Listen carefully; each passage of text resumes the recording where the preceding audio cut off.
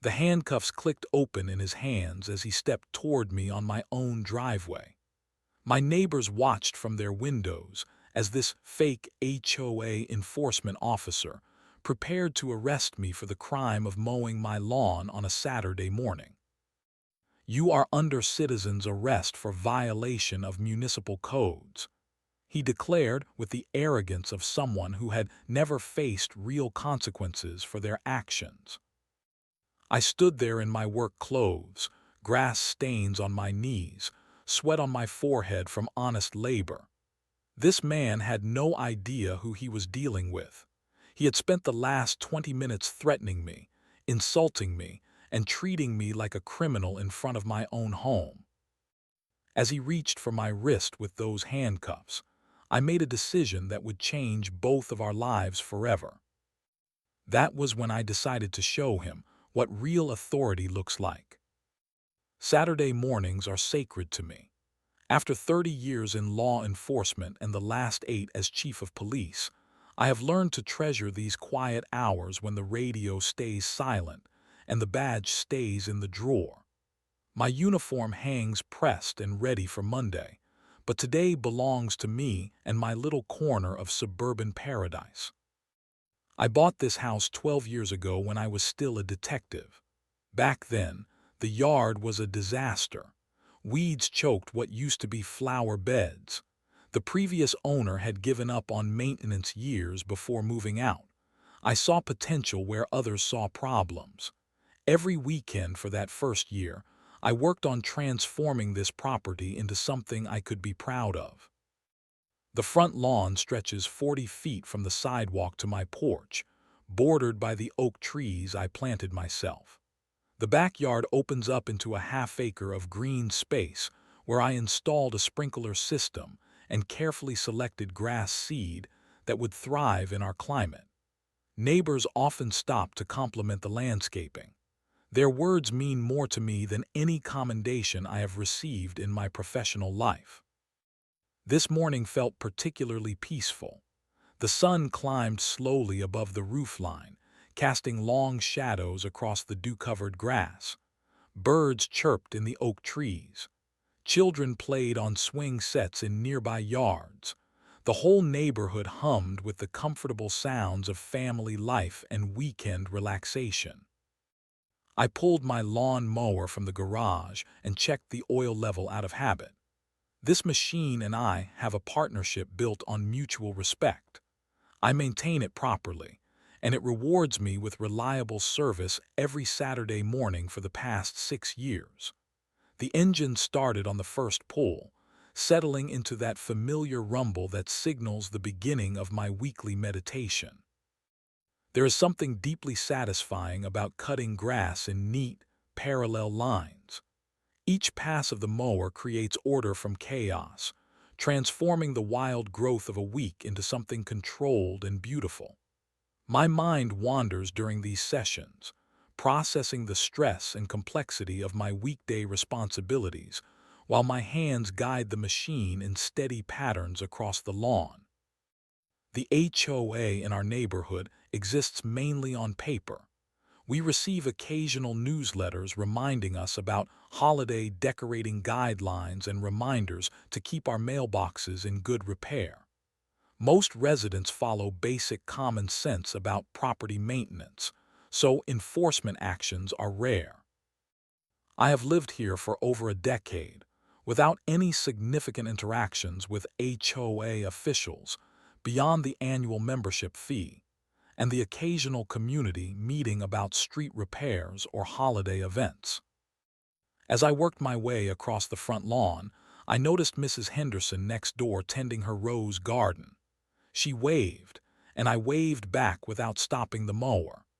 This simple exchange reminded me why I chose this neighborhood. Good people, quiet streets, and the kind of community where neighbors look out for each other without being intrusive.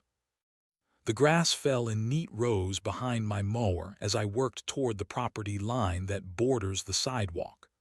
20 more minutes, and I would finish the front section before moving to the backyard. After that, maybe some trimming around the flower beds, and a cold beer on the back porch while I admired my work. I had no way of knowing that my peaceful Saturday was about to become one of the most bizarre and infuriating experiences of my entire career. The white sedan appeared in my peripheral vision as I turned the mower around for another pass. At first, I assumed it belonged to a visitor heading to one of the neighboring houses. Saturday mornings bring family visits, delivery trucks, and the occasional real estate agent showing properties to potential buyers. But this car slowed as it approached my driveway, then turned in with the confidence of someone who belonged there. I continued mowing, figuring whoever it was would wait for me to finish this section before approaching. Common courtesy dictates that you do not interrupt someone operating loud machinery unless there is an emergency. The driver stepped out and immediately caught my attention with his appearance. He wore what looked like a security uniform, complete with patches, a badge, and a utility belt loaded with official-looking equipment. A clipboard tucked under his arm and sunglasses that reflected the morning sun completed the image of bureaucratic authority. He walked directly toward me with purposeful strides, holding up one hand in a gesture that clearly meant, "Stop what you are doing." I released the throttle and let the engine idle, assuming he had some legitimate business that required my attention. "Sir, I need you to shut off that equipment immediately," he called out in a voice designed to project authority. "You are in violation of multiple HOA regulations, and I am here to issue citations." I turned off the mower and wiped sweat from my forehead with the back of my work glove. "Good morning. I am sorry, but I think there might be some confusion. What regulations are you referring to?" He consulted his clipboard with theatrical importance, flipping through several pages before finding what he was looking for. Municipal Code 847.3 prohibits lawn maintenance activities before 9 a.m. on weekends. Additionally, your grass height exceeds the maximum allowed length as specified in Section 12.4 of the homeowner agreement. I glanced at my watch. It was 9:47 a.m., well past any reasonable restriction on lawn care activities. As for grass height, I had measured the lawn just last weekend and knew it fell well within normal parameters for healthy turf maintenance.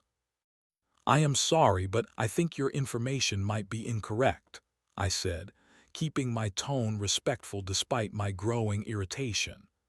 "It is almost 10 in the morning, and my grass is certainly not overgrown." He removed his sunglasses and fixed me with a stare that was clearly meant to intimidate. "Sir, I am a certified HOA enforcement officer, and I do not make mistakes about regulations. Are you questioning my professional judgment?" This was my first red flag. In 30 years of law enforcement, I have learned to recognize the difference between legitimate authority and people who use official-sounding titles to compensate for their lack of real power. His defensive tone and aggressive posture suggested someone who was not accustomed to having his statements questioned or verified. "I am not questioning anything," I replied calmly. "I am simply asking for clarification about these regulations you mentioned. Could you show me the specific language that applies to my situation?" Instead of providing documentation, he became more agitated. "I do not have time to stand here and debate municipal codes with every homeowner who thinks they know better than trained professionals. You are receiving a citation for multiple violations, and you have 30 days to pay the associated fines or face further legal action." He began writing on his clipboard, occasionally glancing up at my house and yard as if documenting evidence of my supposed crimes. The whole performance felt rehearsed, like he had done this many times before with other homeowners who were probably too intimidated to challenge his authority. "What kind of fines are we talking about?" I asked, genuinely curious about how far this person was prepared to take his charade. "Initial violation fee is $450, he said without looking up from his writing. "Failure to comply within the specified timeframe results in additional penalties of $200 per day, plus potential liens against your property." Now I knew something was seriously wrong. No legitimate HOA has the authority to impose daily fines of that magnitude, and property liens require court orders that cannot be issued by clipboard-carrying enforcement officers. This person was either completely ignorant of actual legal procedures or running some kind of scam targeting homeowners who might be too confused or frightened to verify his claims. "I would like to see your credentials and documentation for these regulations," I said, crossing my arms and standing my ground. That was when his mask of professional courtesy finally slipped completely away. His face flushed red as soon as I questioned his credentials. "Excuse me, did you just demand to see my credentials? Do you have any idea who you are talking to?" The transformation was remarkable. The polite, if condescending, enforcement officer disappeared, replaced by someone whose authority complex had just been challenged by a civilian who refused to be intimidated. His chest puffed out, his voice rose an octave, and his hand moved instinctively to the radio clipped to his belt. "I am a certified enforcement officer with full municipal authority," he declared, jabbing his finger in my direction. "I do not answer to homeowners who think they can lawyer their way out of legitimate citations.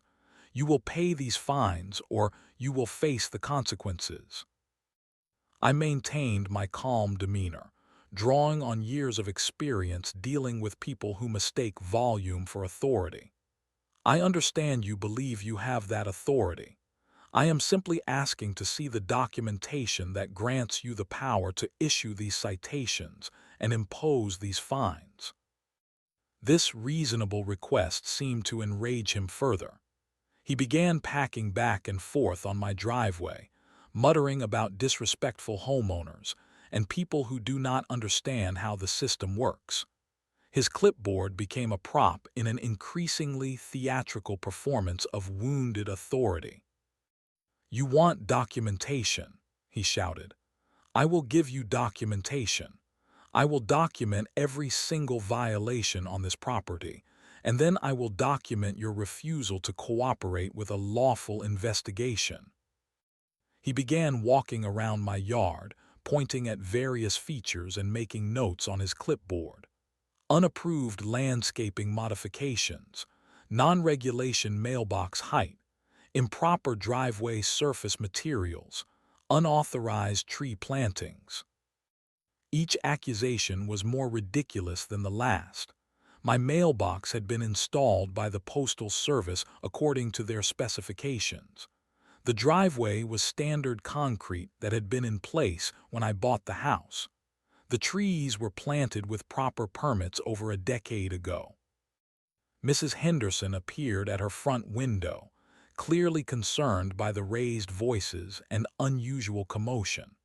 Across the street, I noticed Mr. Johnson step onto his porch with a coffee cup, pretending to check his newspaper while obviously listening to our conversation. "Sir, I think we need to calm down and approach this reasonably," I said, hopping to de-escalate before the situation became a neighborhood spectacle. "If there are legitimate concerns about HOA compliance, I am happy to address them through proper channels." "Proper channels." He spun around to face me, his clipboard clutched like a weapon. "I am the proper channel. I am the authority here, not you. You do not get to dictate how this process works." That was when he made his first truly serious mistake. He pulled out his cell phone and began dialing while maintaining eye contact with me, in what was clearly meant to be an intimidating gesture. "This is Officer Martinez calling for backup," he said loudly enough for the neighbors to hear.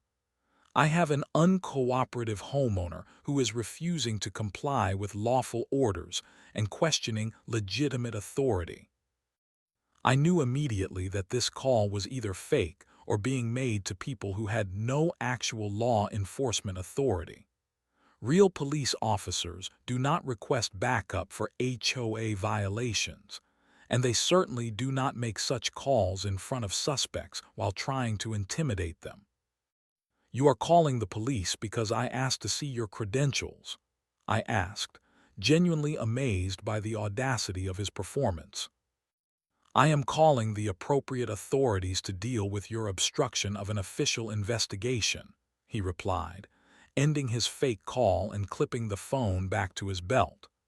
"They will be here within 10 minutes, and then we will see how cooperative you feel." More neighbors emerged from their houses, drawn by the increasingly bizarre spectacle unfolding on my front lawn.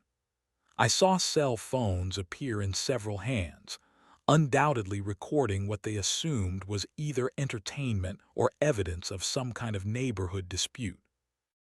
The fake officer seemed to feed off the attention, raising his voice even more as he continued his fictional documentation of violations. Failure to maintain proper lawn edge definition, unauthorized sprinkler system installation, non-compliant house number placement. I realized at that moment that this person was not going to be reasoned with. He had committed himself to a performance that required me to submit to his authority, and any resistance on my part only reinforced his need to escalate further. He had painted himself into a corner where backing down would mean admitting his entire act was illegitimate.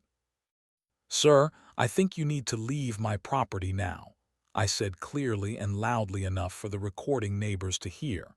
"You have made your citations. I will address them through appropriate legal channels." That was when he reached for the handcuffs on his belt and made the threat that transformed our confrontation from harassment into attempted false imprisonment. "You are not going anywhere," he declared, his hand closing around a pair of handcuffs that gleamed in the morning sunlight. "You are under citizen's arrest for obstruction of justice, failure to comply with lawful orders, and interference with an official investigation." The words hit me like a physical blow. In my 30 years of law enforcement experience, I have witnessed many examples of poor judgment, but this person had just crossed the line from harassment into felony territory. Attempting to falsely arrest someone, especially while impersonating a law enforcement officer, carries serious prison time in our state. "You cannot be serious," I said, backing up a step as he approached with the handcuffs. "You do not have the authority to arrest anyone for asking to see your credentials." "I have full arrest powers as a certified enforcement officer," he replied, his voice taking on the rehearsed quality of someone reciting memorized legal language. "You have obstructed an official investigation and refused to comply with lawful orders. Place your hands behind your back." Mrs. Henderson had called someone on her phone and was speaking urgently while pointing toward my driveway. Mr. Johnson stepped off his porch and began walking in our direction, his newspaper forgotten on the front steps. I could see other neighbors emerging from their houses, drawn by the raised voices and increasingly dramatic confrontation. "I am not placing my hands anywhere," I stated firmly. "You need to leave my property immediately, or I will call the real police." This statement triggered something in him that went beyond anger into what I can only describe as pure rage.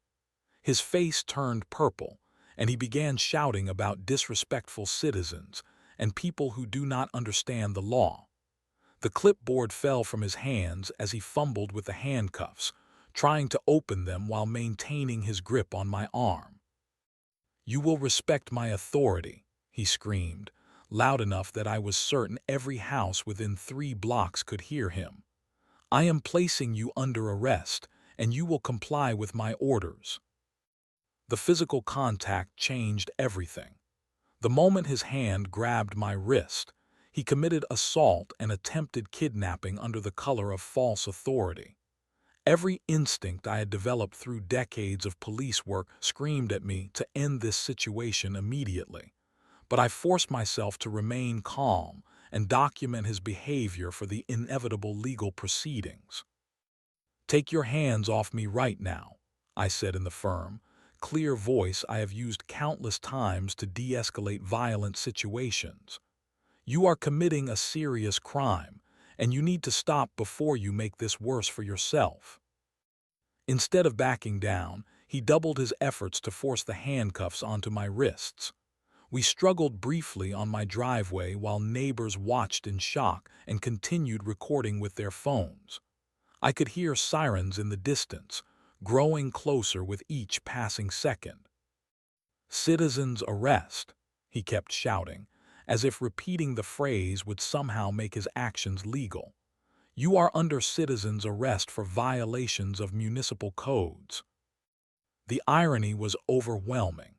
Here was someone attempting to arrest a police chief for the crime of mowing his lawn while violating multiple felony statutes in the process. The complete disconnect between his perceived authority and actual legal reality would have been comical if not for the serious criminal charges he was accumulating with each passing second. Mr. Johnson reached the edge of my property just as the first police car turned onto our street, its emergency lights cutting through the morning sunshine. The fake officer was so focused on his struggle with the handcuffs that he failed to notice the approaching cavalry. "Police are coming," Mr. Johnson called out, his voice carrying clear relief. "Everything is going to be okay." The fake officer looked up from his fumbling with the handcuffs and saw the patrol car pulling into my driveway. For the first time since our confrontation began, uncertainty flickered across his face. But instead of releasing me and backing away, he doubled down on his charade. "Good," he declared breathlessly. "Now they can witness your arrest for obstruction of justice and failure to comply with lawful orders." I watched Officer Sarah Chen step out of the patrol car and immediately assess the situation with the practiced eye of a veteran police officer. She took in the handcuffs, the struggling figures, the crowd of neighbors, and the fake officer's uniform with one comprehensive glance. But what happened next was something the fake enforcement officer could never have anticipated. Officer Chen looked directly at me, and her face registered immediate recognition and surprise. "Chief," she called out, her voice carrying a mixture of confusion and concern, "what is going on here?" The fake officer froze mid-struggle, his grip on the handcuffs loosening as the implications of her words began to sink in. The neighborhood fell silent except for the distant sound of additional sirens approaching from multiple directions. That was the moment when his entire world began to collapse around him. The transformation that occurred in that single moment was like watching someone wake up from a dream into a nightmare. The fake officer's grip on my wrist went slack as Officer Chen's words echoed across the suddenly silent neighborhood. "Chief," she repeated, stepping closer with her hand instinctively moving toward her service weapon. "Are you all right? What is this man doing?" I straightened my work shirt and stepped away from my would-be captor, who now stood frozen with the handcuffs dangling from his trembling fingers.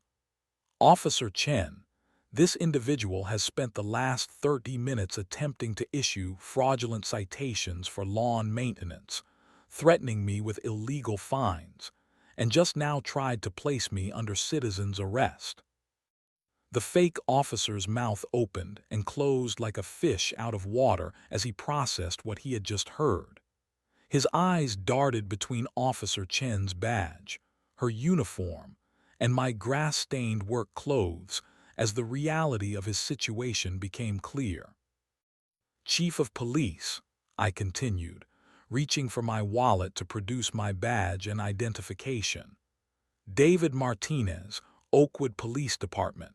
And you, sir, have just attempted to falsely arrest a law enforcement officer while impersonating someone with official authority." The badge caught the morning sunlight as I held it up for everyone present to see clearly. Mrs. Henderson gasped audibly from her front porch. Mr. Johnson shook his head in amazement. Cell phones continued recording as neighbors realized they were witnessing something far more dramatic than a simple HOA dispute. Officer Chen's posture shifted immediately into professional mode as she assessed the situation with new understanding. "Sir," she addressed the fake officer, "I need you to drop those handcuffs and place your hands where I can see them." Wait," the fake officer stammered, his carefully constructed persona crumbling in real time. "There has been a misunderstanding. I was just doing my job as an HOA enforcement officer. I did not know he was." "You did not know because you never asked for identification," I interrupted. "You simply assumed you could intimidate a citizen into paying fraudulent fines and submitting to illegal arrest." 2 additional patrol cars arrived, their officers stepping out to find their chief standing in work clothes next to a man in a fake uniform holding handcuffs. The visual alone told most of the story, but the full implications were only beginning to unfold.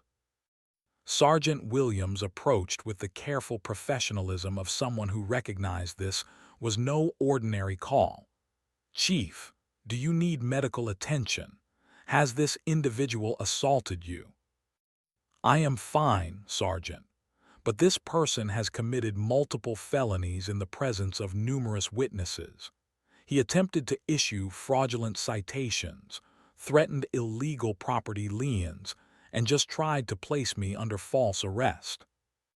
The fake officer finally found his voice, though it cracked with desperation.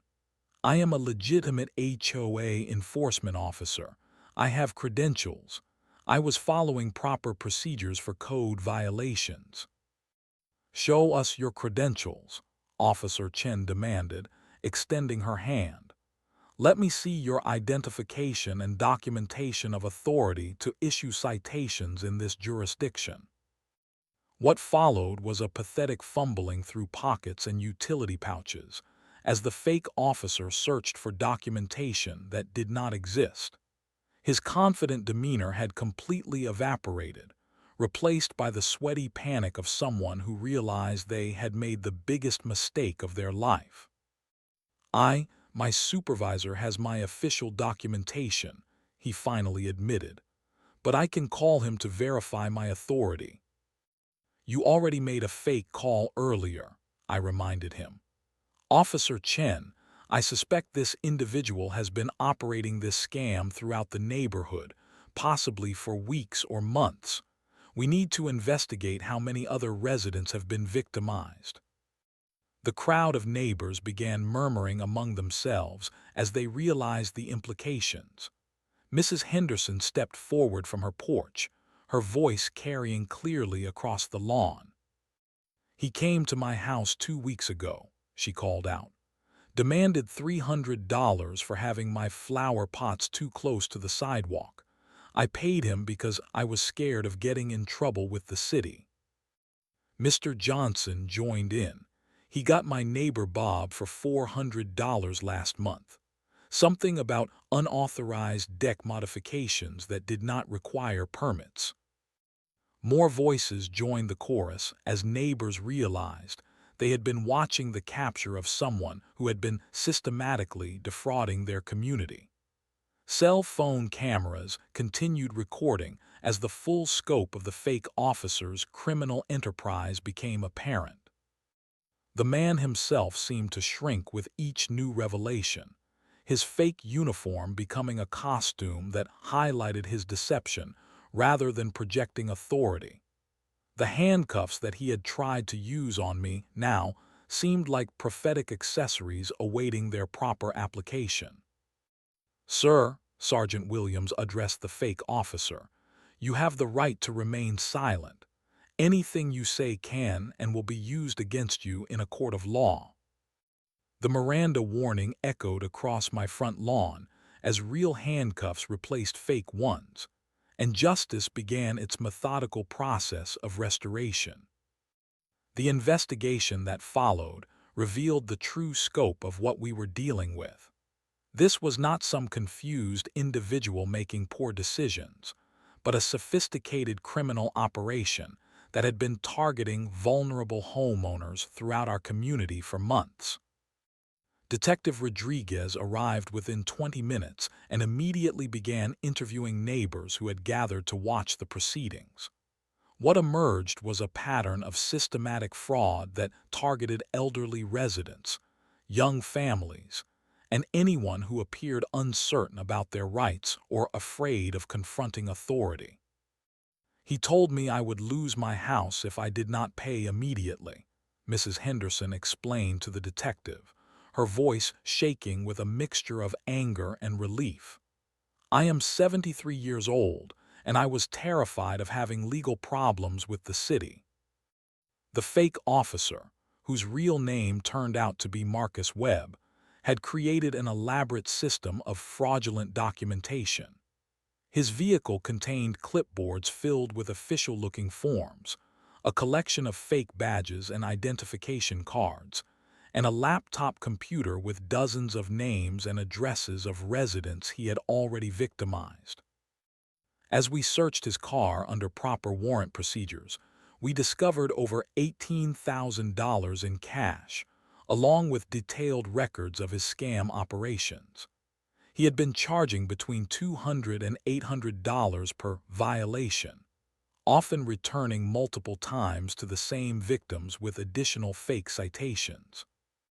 "The sophistication is actually impressive," Detective Rodriguez told me as we reviewed the evidence. He researched actual HOA regulations and city codes, then created fictional violations that sounded legitimate enough to fool people who were not familiar with the legal system. But what made his crimes particularly despicable was how he selected his targets. The laptop contained notes about each household, identifying elderly residents, single mothers, and recent immigrants as preferred victims who were less likely to challenge his authority or verify his credentials. Mr. and Mrs. Patterson from 2 streets over arrived as soon as they heard about the arrest. "He came to our house 3 times," Mrs. Patterson explained, "each time with new violations we supposedly needed to fix. We have paid him over $1,200 in the past 2 months." The Gonzalez family shared a similar story. As recent immigrants, they were particularly vulnerable to official-sounding threats about legal consequences and property seizure. "We were afraid to question him because we did not want trouble with the government," Mr. Gonzalez admitted. Marcus Webb sat in the back of the patrol car, no longer the confident authority figure who had tried to arrest me an hour earlier. His fake uniform looked ridiculous now, a costume highlighting his deception rather than projecting power. The transformation from aggressive enforcer to defeated criminal was complete and absolute. Officer Chen approached me as Detective Rodriguez continued documenting evidence. "Chief, I have to ask, why did you let it go on for so long? You could have ended this the moment he started making threats." It was a fair question that I had been asking myself since the handcuffs came out. I wanted to see how far he would take it. If I had identified myself immediately, we might have only gotten him for harassment or impersonation. By letting him escalate to attempted false arrest, we have charges that will put him away for years. The decision had been risky, but it proved correct. Webb now faced charges of impersonating a public official, attempted false imprisonment, fraud, extortion, and conspiracy. The evidence was overwhelming, recorded by multiple witnesses and documented by his own fraudulent paperwork. As the afternoon progressed, more victims came forward. The elderly gentleman from Maple Street had paid $800 for unauthorized garden modifications. The young couple with the new baby had been threatened with property seizure over improper waste container placement. Each story reinforced the calculated cruelty of Webb's operation. He had not been targeting random houses, but specifically choosing victims who appeared most vulnerable to intimidation and least likely to verify his claims through proper channels. The neighborhood response was remarkable. What had started as a bizarre Saturday morning confrontation became a community coming together to support fraud victims and celebrate the capture of someone who had been terrorizing them for months. Mrs. Henderson brought lemonade for the officers processing the scene. Mr. Johnson organized a collection to help elderly neighbors who had lost significant money to Webb's scam. The cell phone recordings that had captured the morning's drama became crucial evidence for the prosecution. By late afternoon, Webb had been transported to county jail where he would await arraignment on multiple felony charges. His vehicle had been impounded, his fraudulent equipment confiscated, and his victims identified for restitution proceedings. The fake enforcement officer who had tried to arrest the chief of police for mowing his lawn was now facing the very real possibility of spending the next decade in prison. Justice had been served with the methodical precision that comes from professional police work and community cooperation. As the last patrol car pulled away from my driveway, I looked at my half-finished lawn and smiled. It had been quite a Saturday morning. 3 months later, Marcus Webb pled guilty to all charges in exchange for a reduced sentence of 8 years in state prison. The judge made it clear during sentencing that his crimes were particularly heinous because they targeted vulnerable members of our community while undermining public trust in legitimate authority. The restitution process recovered most of the money he had stolen from neighborhood residents. Mrs. Henderson used her recovered funds to install a security system, joking that she now felt safer knowing the real police chief lived just 2 doors down. The Gonzalez family planted a beautiful garden where Webb had claimed they were violating landscaping regulations. Our department implemented new community outreach programs to educate residents about how to verify the credentials of anyone claiming official authority. We created wallet-sized cards with phone numbers to call when someone has questions about citations or enforcement actions. The neighborhood became closer through this shared experience. What could have been a story about bureaucratic harassment became instead a tale of community strength and mutual support. People who had previously only waved in passing now stopped to chat and check on each other regularly. My Saturday morning lawn care routine returned to its peaceful rhythm, though now with an added dimension of satisfaction. Mrs. Henderson often watches from her window and waves when I start the mower, both of us remembering the morning when our quiet street became the scene of dramatic justice. The case made regional news, with several outlets running stories about the importance of verifying credentials and reporting suspicious enforcement activities. Our department received calls from other jurisdictions dealing with similar scams, and Webb's arrest led to investigations that uncovered copycat operations in 3 neighboring counties. I still keep my badge in the drawer on Saturday mornings, preferring to be just another homeowner taking care of his property. But I learned something important that morning about the responsibility that comes with authority, even when you are not wearing the uniform. Real power does not come from intimidating people or demanding unquestioning compliance.